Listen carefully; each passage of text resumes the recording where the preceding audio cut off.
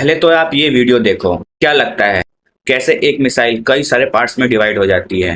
अब सरप्राइज की बात यह है कि ये टेक्नोलॉजी तो ईरान के पास थी ही नहीं, और इसराइल का कहना था कि ये टेक्नोलॉजी ईरान के पास आने के लिए अभी भी 5 से 10 साल लगेंगे उनको। तो एक्चुअली ईरान के पास ये टेक्नोलॉजी आई कहाँ से? अब देखो, इस टेक्नोलॉजी को बोलते हैं क्लस्टर कॉम्बिनेशन। मतलब कि एक मिसाइल जाते जाते 20-30 हिस्सों में कन्वर्ट हो जाती है। वो जो हिस्से हैं वो 2.5-2.5 किलो के बम्स हैं, और वो जब तेल अवीव यानी कि आयरन डोम के ऊपर अटैक कर रहे हैं तो इसराइल के इंटरसेप्टर मिसाइल है, उसकी प्राइस लगभग लगभग $1 लाख के आसपास जाती है।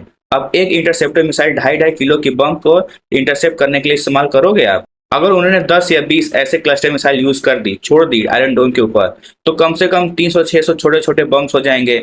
आप कितना पैसा खर्च करोगे इसके लिए, आप बताओ। ऊपर से इन बम की क्वालिटी ये है कि ये कहीं भी गिर जाएंगे, कभी भी फट जाएंगे, 2 घंटे 4 घंटे या अगले दिन भी फट सकते हैं। इतना मोटा पैसा खर्च करने के बाद भी आयरन डोम परफेक्टली परफॉर्म करेगा या भी नहीं, ये जरूरी तो नहीं। एक साथ 100 बम को इंटरसेप्ट करना मैथमेटिकली इम्पॉसिबल है। अब इसराइल शौक क्यों है?